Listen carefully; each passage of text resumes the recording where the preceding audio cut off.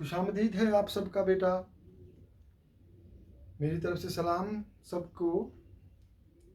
आज का जो हमारा टॉपिक है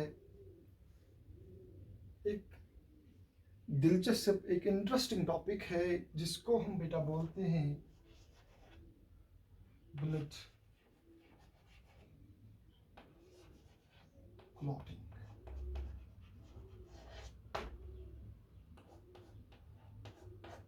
तो बेटा आज का टॉपिक जो है दैट इज ब्लड क्लॉटिंग। तो देखते हैं क्या है ब्लड क्लॉटिंग। यू नो, जब भी एक एनिमल को, एक ह्यूमन बीइंग को जब भी ब्लीडिंग होती है, कुछ मिनट्स के बाद आप देखेंगे उस ब्लीडिंग साइट पर जहां कट लगा है, जहां ब्लड वेसल रप्चर हुई है, कुछ मिनट के अंदर वहां पर उस कट के अराउंड एक सील जैसी बन जाती है जो उस ब्लीडिंग को रोकती है। उस सील को हम बोलते हैं बायोलॉजी में क्लॉट। तो ये क्लॉट कैसे बनता है? ब्लीडिंग जब होती है तो कुछ मिनटों के अंदर वो seal that is called as clot is formed and the bleeding is checked. तो इस सील का बन जाना, इस क्लॉट का बन जाना, इसी को बोलते हैं बेटा ब्लड क्लॉटिंग। तो कितना टाइम लगता है इस क्लॉट होने में? जनरली 3 से 8 मिनट तक का टाइम लगता है नॉर्मली ब्लड क्लॉटिंग में। याद रखिए, ब्लड क्लॉट सिर्फ तभी होता है whenever a blood vessel is damaged। जब ब्लीडिंग होगी तो उसी वक्त ब्लीडिंग साइट पर जहां पर ब्लड वेसल कट हो गई वहां पर क्लॉट होगा, ताकि जो ब्लीडिंग है उसको स्टॉप किया जाए। अदरवाइज क्या होगा? ब्लड लॉस ज्यादा होगा and that will cause problems. तो इस प्रोसेस को, जिससे ये ब्लीडिंग रुक जाती है, the bleeding is checked when a seal is formed at the site of bleeding. When a clot is formed at the site of bleeding, उसको हम बोलते हैं blood clotting. And it generally takes 3 to 8 minutes for a person so that the blood clotting takes place. There is a genetic disease. बेटा एक genetic disease है जहां पर अगर ब्लीडिंग थोड़ी सी भी हो जाए तो ब्लीडिंग रुकने का नाम नहीं लेती, क्योंकि वहां पर क्लॉट नहीं बनता है। उस डिजीज को आपने सुना होगा, that is a genetic disease that is called haemophilia. इसीलिए हम हीमोफीलिया को बोलते हैं ब्लीडर्स डिजीज। हीमोफीलिया में क्या होता है? ब्लीडिंग जो है कंटिन्यूसली होती है। It often leads to blood transfusions. तो इसमें हॉस्पिटलाइजेशन करने की जरूरत भी पड़ जाती है अगर ब्लीडिंग नहीं रुकेगी जल्दी से। लेकिन ये जेनेटिक डिजीज है। But under normal conditions, whenever the bleeding takes place, a combination of reactions takes place in the body, a process takes place in the body by which the clot is formed, and that process we call generally as hemostasis. याद रखिए, hemostasis means the process, it is a process by which the bleeding is checked. ये वो processes हैं जो body में होती हैं ताकि ब्लीडिंग को चेक किया जाए। इससे क्या हो जाता है? इससे ब्लड क्लॉट होता है। तो इसी को हम बोलते हैं हीमोस्टैसिस। अब आप पूछ सकते हैं, सर नॉर्मली जो ब्लड होता है बॉडी में वो क्लॉट क्यों नहीं होता है? बेटा याद रखिए, हमारे लिवर से केमिकल प्रोड्यूस होता है दैट इज कॉल्ड हिपैरिन। ये हिपैरिन हमारे ब्लड में होता है, और ये हिपैरिन जो होता है, this heparin is an anticoagulant. This heparin is an anticoagulant. ये जो हिपैरिन होता है बेटा, ये एंटीकोगुलेंट होता है। ये हमारे ब्लड में क्या करता है? ये ब्लड में क्लॉट होने नहीं देता। बॉडी में जो सर्कुलेशन में ब्लड है वहां क्लॉट नहीं होने देता, इसीलिए इसको बोलते हैं एंटीकोगुलेंट। लेकिन जब ब्लीडिंग होती है उस वक्त उस एरिया में जहां कट लगा है वहां पर हिपैरिन जो होता है वो अपना काम नहीं कर सकता। क्यों नहीं कर सकता वो अभी देखेंगे। फिलहाल आप याद रखिए कि normal clotting of blood in the body is prevented by the action of heparin, and that is why we call heparin as anticoagulant. इसी तरह से आपने सुना होगा लीच, जो लीच होते हैं ब्लड सकिंग लीच, उसको बोलते हैं हेरोडिनेरिया। जब वो ब्लड सक करती है तो एट दैट टाइम वो प्रोड्यूस करती है एक chemical that is called hirudin. Hirudin is also an anticoagulant. जब लीच ब्लड सक करती है, आपने देखे होंगे ब्लड सकिंग लीचेस, जब वो ब्लड कंटिन्यूसली बहुत देर तक सक करते हैं बॉडी में, तो उस वक्त जब पर वो ब्लीडिंग हो रही है, जहाँ से वो ब्लड सक करते हैं वहाँ पर क्लॉट बन सकता है, लेकिन ये लीच प्रोड्यूस करती है हेरोडिन। Hirudin is an anticoagulant. तो अब हम जाएंगे अपने मेन टॉपिक पर, ब्लड क्लॉटिंग कैसे होती है। ये जो ब्लड होता है, हाउ इट क्लॉट्स। तो बेटा याद रखिए, ब्लड क्लॉट होने के लिए कुछ इंपॉर्टेंट चीजें चाहिए। These are very important factors. One is calcium, calcium 2 positive. दूसरा है विटामिन के, इट इज वेरी इंपॉर्टेंट। और एक प्रोटीन होता है दैट इज कॉल्ड फाइब्रिनोजन। और एक प्रोटीन होता है दैट इज कॉल्ड थ्रोम्बिन। याद रखिए बेटा।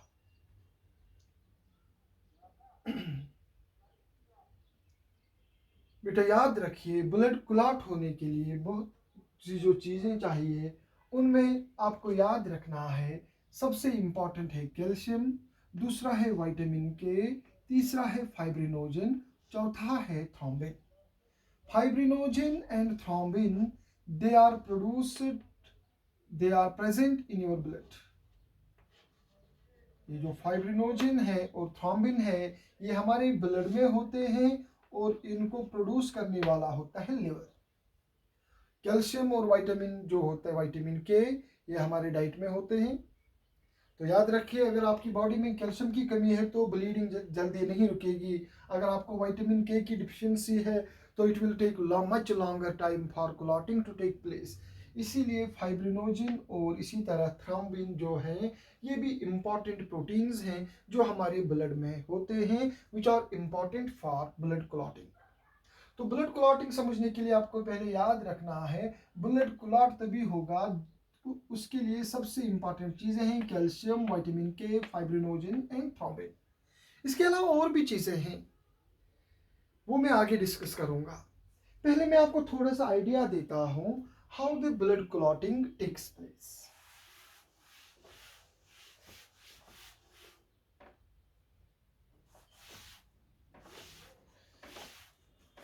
सी,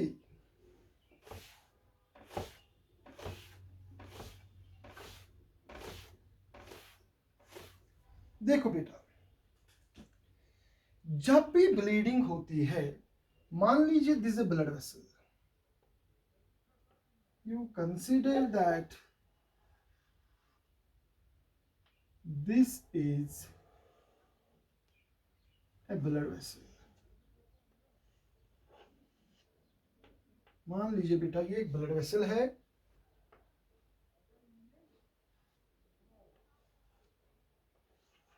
ये ब्लड वेसल है मानिए। अब समझिए इस ब्लड वेसल में से फ्लो हो रहा है ब्लड, उसमें ब्लड सेल्स भी होंगे, उसमें प्रोटीन्स भी होंगे, उसमें प्लाज्मा भी होगा, ब्लड फ्लो हो रहा है।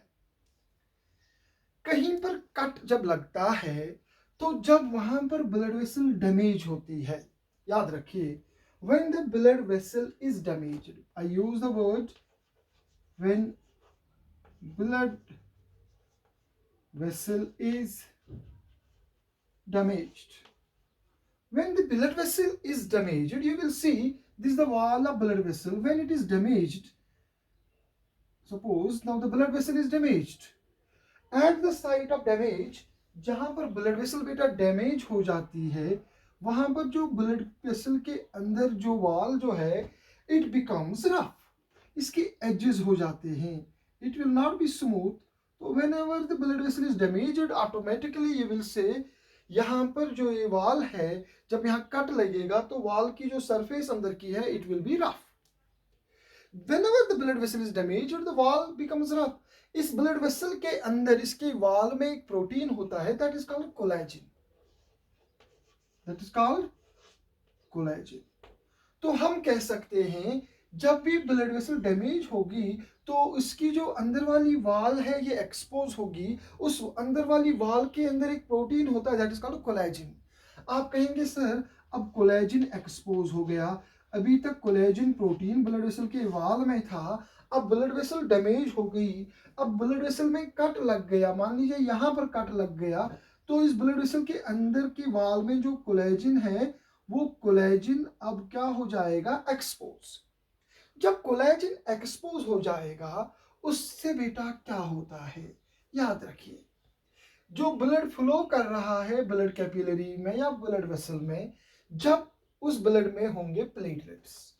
आपको पता है ब्लड में क्या होंगे, प्लेटलेट्स.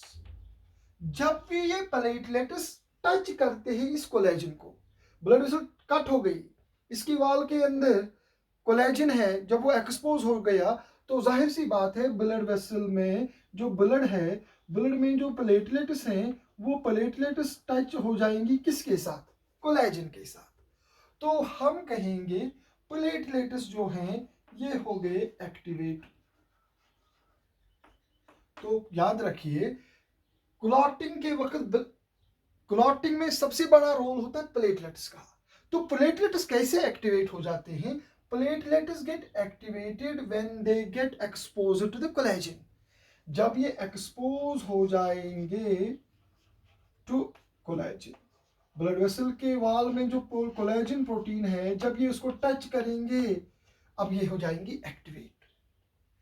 उस वक्त क्या होगा आपको याद रखना है, eight the same time when the tissue, when the blood vessel gets damaged and the tissue gets damaged, अब ये प्लेटलेट्स जो हैं they will produce chemicals, हम उनको बेटा बोलते हैं platelet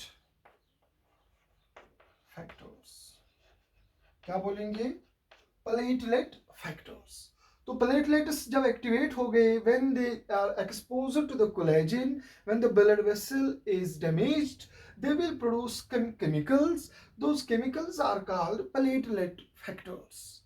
At the same time जहां पर टिश्यू में कट हो गया, जहां ब्लड वेसल डैमेज हो गई, उसका मतलब है जो उसका अराउंड का एरिया होगा वो भी डैमेज हो गया, तो टिश्यू जो है उसके पास वो टिश्यू भी प्रोड्यूस करेंगे केमिकल्स जिनको हम बोलते हैं थ्रोम्बोप्लास्टिन्स.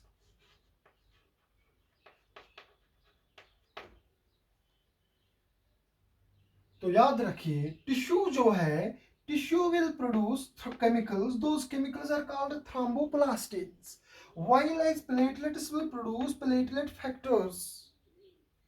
Is that clear? So platelet factors जो हैं हम इनको दूसरा नाम बोलते हैं प्लेटलेट थ्रोम्बोप्लास्टिन्स, या हम सिंपली बोलेंगे प्लेटलेट फैक्टर्स.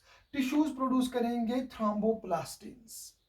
अब ये क्या करेंगे, ये थ्रोम्बोप्लास्टिन जो टिश्यू ने प्रोड्यूस कर दिए और प्लेटलेट्स ने जो फैक्टर्स प्रोड्यूस कर दिए, दोनों मिलके क्या करेंगे, ये एक एंजाइम बनाएंगे. दोनों मिलकर एक एंजाइम बनाते हैं. Formation of enzyme takes place, that is called, क्या बोलते हैं बेटा इसको, दैट एंजाइम इज फॉर्म. याद रखिए मैं फिर से कहूंगा, प्लेटलेट्स जब एक्टिवेट होंगे they will produce platelet factors. At the same time tissue जो डैमेज हो गया वो भी प्रोड्यूस करेगा chemicals, those are called thromboplastins. दोनों chemicals thromboplastins produced from tissues, platelet factors produced from platelets in presence of, I view right here, in presence of calcium. अगर calcium नहीं होगा तो कुछ नहीं होगा. फिर in presence of calcium these two chemicals are responsible for the formation of an enzyme that is called prothrombinase. एक enzyme बनाते हैं। तो बॉडी में टिश्यू जहां पर डैमेज हो गया वहां पर एक एंजाइम बनता है, that enzyme is called prothrombinase. अब आप कहेंगे प्रोथ्रोम्बिनेज क्या होता है? बेटा ये एक एंजाइम है जो एक हमारी बॉडी में क्या काम करता है। सबसे पहले ये करेगा काम कि जो ब्लड में एंटीकोगुलेंट होता है जिसको आप बोलते हैं हिपैरिन। आपको पता है हिपैरिन इज एन एंटीकोगुलेंट। जब तक हिपैरिन है तब तक क्लॉटिंग नहीं होगी। तो जो डैमेज टिश्यू डैमेज साइट जो है जहां पर टिश्यू डैमेज हो गया है वहां की तरफ जो ब्लड आएगा उसमें जो हिपैरिन होगा उस हिपैरिन को ब्रेक डाउन करेगा, उस हिपैरिन को डिस्ट्रॉय करेगा। जाहिर सी बात है अगर वहां हिपैरिन रहेगा तो क्लॉट नहीं बनेगा। प्रोथ्रोम्बिनेज का पहला काम यह है, it causes the break down of heparin. दूसरा काम क्या है? दूसरा काम यह है कि हमारी ब्लड में एक प्रोटीन होता है दैट इज कॉल्ड प्रोथ्रोम्बिन। एक ब्लड प्रोटीन होता है बेटा, that is called prothrombin. Pro means primitive. आपको पता है जहां पर प्रो होता है that means primitive, precursor, inactive. एक प्रोटीन होता है वो इनएक्टिव होता है, वो कोई काम नहीं करता है। ये कहां से निकलता है बेटा? ये लिवर से निकलता है। ये प्रोथ्रोम्बिन जो है ये इनएक्टिव है। जब तक ये एक्टिवेट नहीं होगा तब तक क्लॉट नहीं बनेगा। अब ये प्रोथ्रोम्बिन जो बना है, ये जो प्रोथ्रोम्बिन है it will be activated and it will change, it will become active. Now this is called thrombin. Prothrombin is inactive. याद रखिए प्रोथ्रोम्बिन जो है ये एक प्रोटीन है, लिवर प्रोड्यूस करता है, इनएक्टिव फॉर्म में होता है। जब तक ये एक्टिव नहीं बनेगा तब तक क्लॉट नहीं बनेगा। तो इसको एक्टिवेट कौन करता है? जो प्लेटलेट्स ने प्रोड्यूस किए हैं, प्लेटलेट फैक्टर्स, टिश्यूज ने किए हैं thromboplastins, in presence of calcium उन्होंने बनाया है प्रोथ्रोम्बिनेज।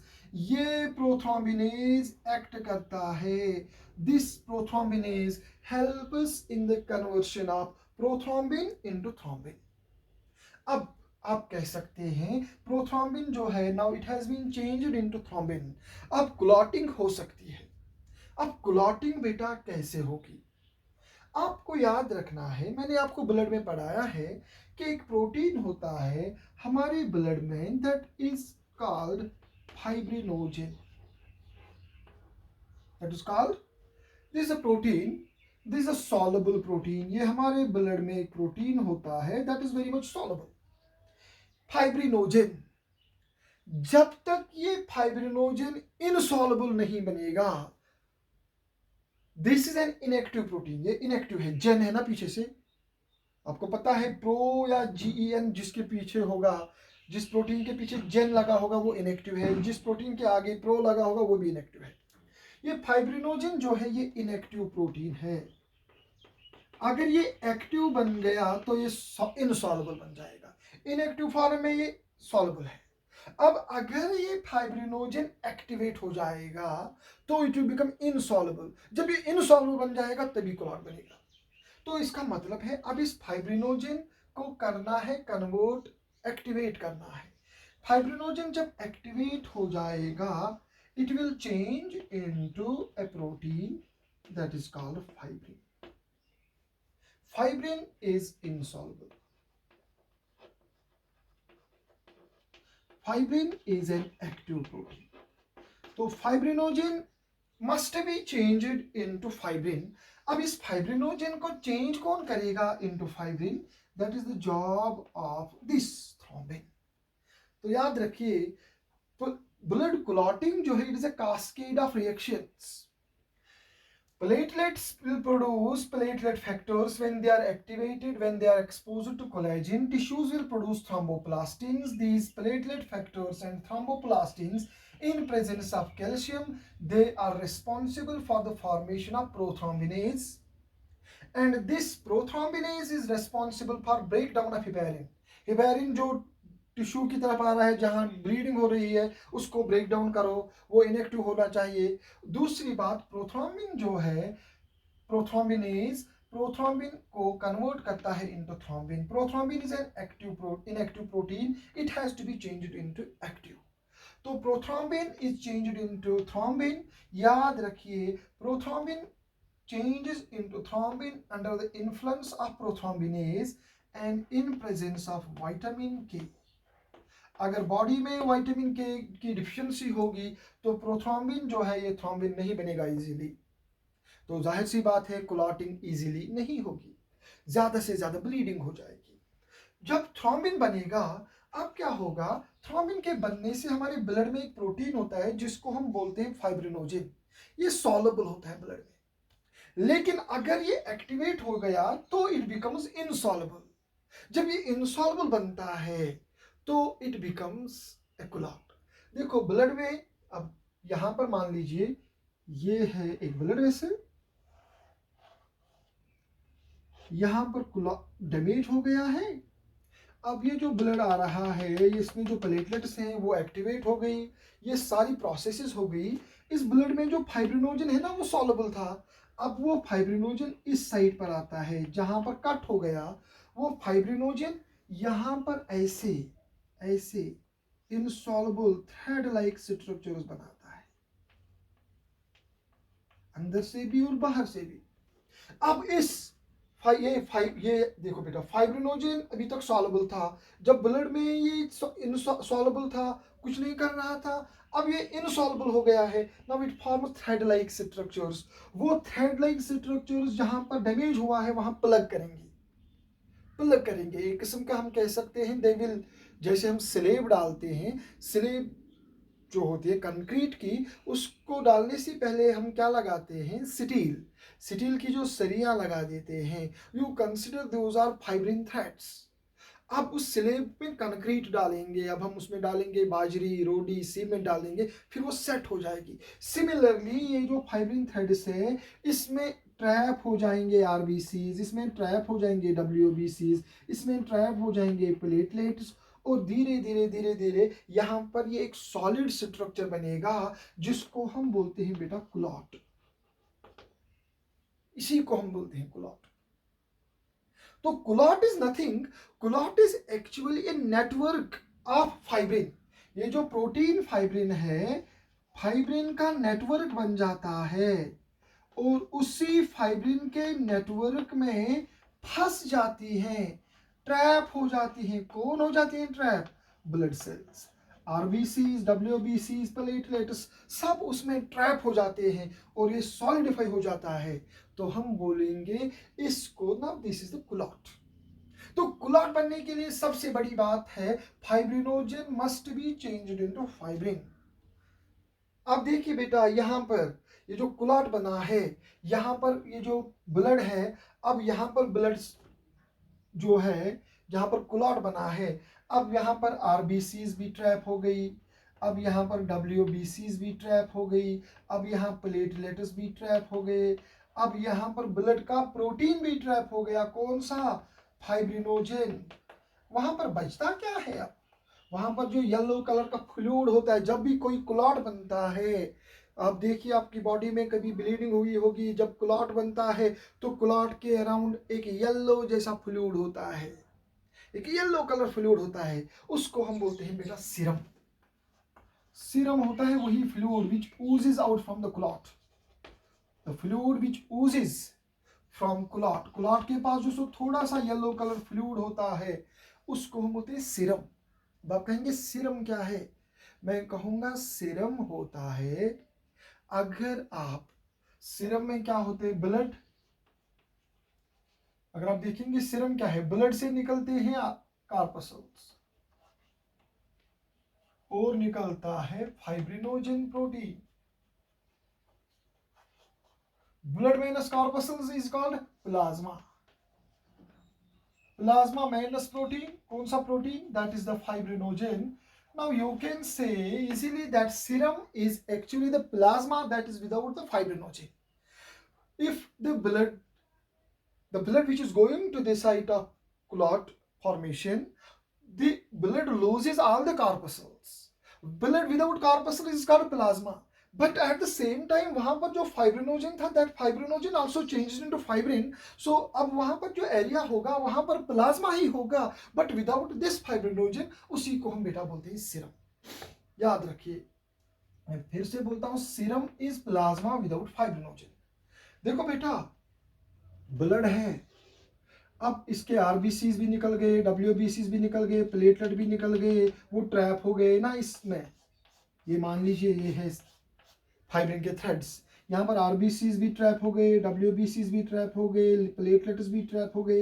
अब आप कहेंगे सर यहाँ पर सारे कार्पसेस तो ट्रैप हो गए, यहाँ पर जो बचेगा वो पानी, वो तो प्लाज्मा होगा। मैं कहूँगा बिल्कुल प्लाज्मा, लेकिन प्लाज्मा में नॉर्मली एक प्रोटीन होता है ना, फाइब्रिनोजन।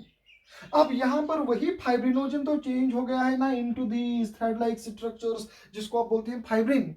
मैं कहूँगा तो ये जो फाइब्रिनोजन चेंज हो गया फाइब्रिन में, अब आप कह सकते हैं सर फिर यहाँ पर जो प्लाज्मा है वो तो बिल्कुल प्लाज्मा ही है, लेकिन उसमें एक प्रोटीन नहीं है जिसको हम बोलते हैं फाइब्रिनोजन।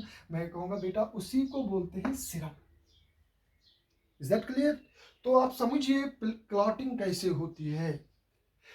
प्लेटलेट्स जब एक्टिवेट हो गए, प्लेटलेट्स तभी एक्टिवेट होंगे जब ब्लड वेसल कट होगी। ब्लड वेसल में कट हो जाएगा तो ब्लड वेसल के अंदर जो कोलेजन है वो एक्टिवेट करेगा प्लेटलेट्स को, और साथ में टिश्यूज भी एक्टिवेट हो जाएंगे। They tissues will produce thromboplastin, platelets will produce platelet factors, and these two factors in presence of calcium they will responsible for the formation of an enzyme that is called prothrombinase. Prothrombinase क्या करेगा, ये पहले ensure करेगा कि जो blood आ रहा है towards the site of injury उसमें हिपेरिन न रहे, क्योंकि हिपेरिन क्लॉट बनने तो नहीं देगा।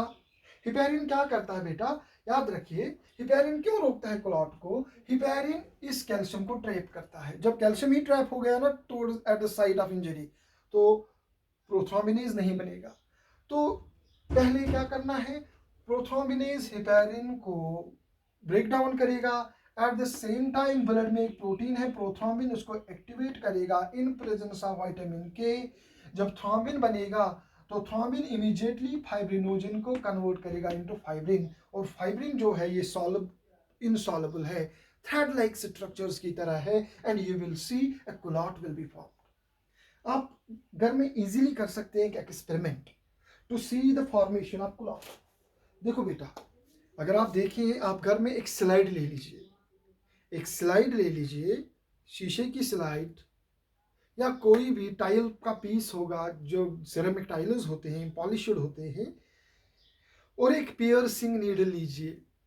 पियर्सिंग नीडल जो होती है जिससे पियर्स करते हैं बॉडी को to get the blood sample लेना है, उसके लिए एक पियर्सिंग नीडल होनी चाहिए विच शुड बी स्टेराइल। कोई ऐसी गंदी वंदी नीडल यूज नहीं करनी है, needle should be quite sterile. तो उस पियर्सिंग नीडल जो नई हो, स्टेराइल हो, उससे आपको प्रिक करना है अपनी उंगली को। थोड़े से 2-4 ब्लड ड्रॉप्स डालने हैं स्लाइड पर।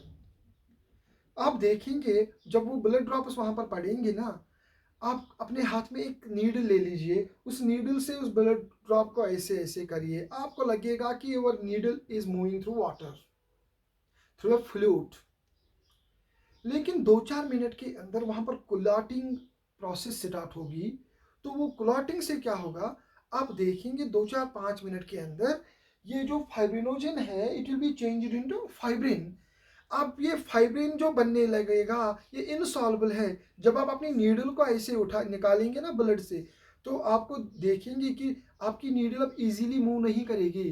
जब आप नीडल को बाहर निकालेंगे ब्लड से, उसके साथ बारीक बारीक रेशे होंगे, वो बारीक रेशे जो होंगे, बारीक थ्रेड लाइक स्ट्रक्चर जो होंगे, वही होते हैं फाइब्रिन। वही फाइब्रिन इस डैमेज्ड कैपिलरी को, ब्लड वेसल को सील करते हैं, उसमें आरबीसी, डब्ल्यूबीसी, प्लेटलेट्स ट्रैप हो जाते हैं और एक क्लॉट बन जाता है। तो याद रखिए बेटा, ये जो ब्लड क्लॉटिंग है, ब्लड क्लॉटिंग के लिए बेटा बहुत सारी थ्योरीज दी गई हैं। ब्लड क्लॉटिंग जो है इसके लिए बहुत सारी थ्योरीज प्रपोज की गई हैं। इसके लिए टेलर ने एक थ्योरी दी है, दूसरों ने दूसरी थ्योरी दी है, लेकिन जो सबसे एडवांस्ड थ्योरी है जिसको माना जाता है, that was given by McFarlane. McFarlane की थ्योरी जिसको हम बोलते हैं कास्केड थ्योरी, याद रखिए सबसे मोस्टली एक्सेप्टेड यही थ्योरी है जिसको बोलते हैं कास्केड थ्योरी। ये मैकफर्लेन जो है इन्होंने बताया कि क्लॉटिंग होने के लिए बेटा चाहिए 13 केमिकल्स। क्लॉटिंग तभी होगी जब हमारी बॉडी में 13 केमिकल्स होंगे, 13 फैक्टर्स होंगे। अगर उनमें से कोई भी एब्सेंट होगा तो क्लॉटिंग नहीं होगी, उनको हम बोलते हैं क्लॉटिंग फैक्टर्स। तो as per this theory clotting तभी होगी जब हमारी बॉडी में 13 फैक्टर्स होंगे, और आपको ये 13 फैक्टर्स याद रखने चाहिए। आपको याद रखने हैं ये 13 फैक्टर्स। इसी फैक्टर 1 होता है, फैक्टर 2 होता है, फैक्टर 3 होता है, फैक्टर 4 होता है, फैक्टर 5 होता है, फैक्टर 6 होता है, फैक्टर 7 होता है, फैक्टर 8 होता है, फैक्टर 9 होता है, फैक्टर 10 होता है, फैक्टर 11 होता है, फैक्टर 12 होता है, फैक्टर 13 होता है। कुल मिलाकर 13 फैक्टर्स होते हैं which are very important for clotting. उसके बगैर बेटा क्लॉटिंग नहीं हो सकती। अब आपको याद रखने हैं ये फैक्टर्स कौन कौन से हैं। प्रोसेस तो मैंने आपको बता दी कि कैसे होती है, लेकिन फैक्टर्स याद रखिए। सबसे पहला फैक्टर जो क्लॉटिंग के लिए माना जाता है, that factor is called fibrinogen. दूसरा फैक्टर, फैक्टर नंबर 2, उसको बेटा बोलते हैं प्रोथ्रोम्बिन। इसी तरह थर्ड फैक्टर जो है, उस थर्ड फैक्टर को बेटा बोलते हैं थ्रोम्बोप्लास्टिन। थर्ड फैक्टर जो है उसको बोलते हैं थ्रोम्बोप्लास्टिन। इसी तरह से फोर्थ फैक्टर जो है उसको हम बोलते हैं कैल्शियम। ये कैल्शियम जो है बेटा, this calcium is the fourth factor. ये कैल्शियम जो है बेटा ये फोर्थ फैक्टर है। और इसी तरह फिफ्थ फैक्टर जो है, that factor is called labile factor. That is called labile factor. Sixth factor जो है, इट इज स्टिल अननोन, अभी ये पता नहीं है ये कौन सा है। इसी तरह बेटा अगर आप देखेंगे there is seventh factor, that seventh factor is this. ये जो सेवंथ फैक्टर है बेटा इसको हम बोलते हैं सिटेबल फैक्टर। सेवंथ फैक्टर को बोलते हैं सिटेबल फैक्टर। इसी तरह से अगर आप देखेंगे एट्थ फैक्टर को बोलते हैं anti haemophilic factor. Ninth factor है उसको बोलते हैं बेटा क्रिसमस फैक्टर। इसी तरह टेंथ फैक्टर है, इसको बोलते हैं सुटॉट फैक्टर। ये आपके बुक्स में भी होंगे, आप वहां पर भी देख सकते हैं, you can remember them over there. इसी तरह 11th फैक्टर जो है इसको बोलते हैं प्लाज्मा थ्रोम्बिन एंटीसीडेंट। इसी तरह 12th फैक्टर को बोलते हैं हैगमैनस फैक्टर। हैगमैनस फैक्टर। इसी तरह 13th फैक्टर जो है उसको बोलते हैं फाइब्रिन स्टेबिलाइजिंग फैक्टर। तो याद रखिए ये 13 फैक्टर्स हैं। अगर आपको ये 13 के 13 फैक्टर्स याद नहीं रहेंगे ब्लड क्लॉटिंग में कौन से होते हैं, फिर भी आपको ये याद रखना है factor first, factor second, factor third, factor fourth. ये 4 फैक्टर्स याद रखिए। और याद रखिए फैक्टर नंबर 8 और याद रखिए फैक्टर नंबर 9। ये बड़े इंपॉर्टेंट है, आपको नीट में आते हैं। ये कभी आपको नीट में आएगा फैक्टर 8 इज, तो factor 8 is anti haemophilic factor. अगर आपने सुना होगा हीमोफीलिया, जिसको बेटा आप बोलते हैं ब्लीडर्स डिजीज, जिसमें ब्लीडिंग रुकती नहीं है इजीली। हीमोफीलिया में एक जेनेटिक डिजीज जो है उसमें एक इंसान की बॉडी में एंटी हीमोफिलिक फैक्टर एब्सेंट होता है। Haemophilia is caused when there is no formation of AHF, anti haemophilic factor. Haemophilia में फैक्टर 8th एब्सेंट होता है। वहाँ पर एक जीन होता है, वो रिसेसिव होता है, उसकी वजह से क्या होता है कि एंटी हीमोफिलिक फैक्टर बॉडी में नहीं बनता है, तो क्लॉटिंग नहीं होती है। मैकफर्लेन ने कहा है कि क्लॉटिंग के लिए ये सारे फैक्टर्स होने चाहिए। क्लॉटिंग में जो रिएक्शंस होती हैं, these all factors are needed in a sequence. यहाँ पर हम वो सारी सीक्वेंस नहीं बता सकते, यहाँ पर मैंने आपको बता दिया। आपके लिए जो याद रखना है वो याद रखिए, यही कि क्या होता है, प्रोथ्रोम्बिनेज कैसे बनता है, थ्रोम्बिन कैसे बनता है, फाइब्रिनोजन कैसे कन्वर्ट होता है इनटू फाइब्रिन। और याद रखिए ये factors. Fibrinogen is the first factor. You must remember it is written in the Roman letters. Fibrinogen is first factor, prothrombin is second factor, third factor is thromboplastin, calcium is fourth factor. याद रखिए calcium जो clotting में use होता है, that is fourth factor. Calcium is very important for the formation of prothrombinase. Is that clear? इसी तरह से labile factor, factor 6 जो है अभी तक it is unknown. Is that clear? तो उम्मीद है बेटा आपको ये समझ आ गया होगा। अब आपको याद ये रखना है कि क्लॉटिंग कैसे होती है। क्लॉटिंग तभी होगी जब ब्लड वेसल डैमेज होगी। ब्लड वेसल के डैमेज होने से प्लेटलेट्स एक्टिवेट हो जाते हैं। प्लेटलेट्स क्यों एक्टिवेट होते हैं? When they get exposed to the collagen, तो फिर वो प्रोड्यूस करते हैं प्लेटलेट फैक्टर्स। फिर प्रोथ्रोम्बिनेज बनता है। प्रोथ्रोम्बिनेज प्रोथ्रोम्बिन को कन्वर्ट करता है into thrombin in presence of vitamin के। दूसरी बात ये, प्रोथ्रोम्बिनेज हेपेरिन को ब्रेक डाउन करता है ताकि ब्लीडिंग जहां हो रही है वहां पर एंटीकोगुलेंट अपना काम न कर सके। Is that clear? तो उम्मीद है बेटा आपको समझ आ गया होगा। So that all for today. Verma Alaina इल्लल बलागुल Mubeen.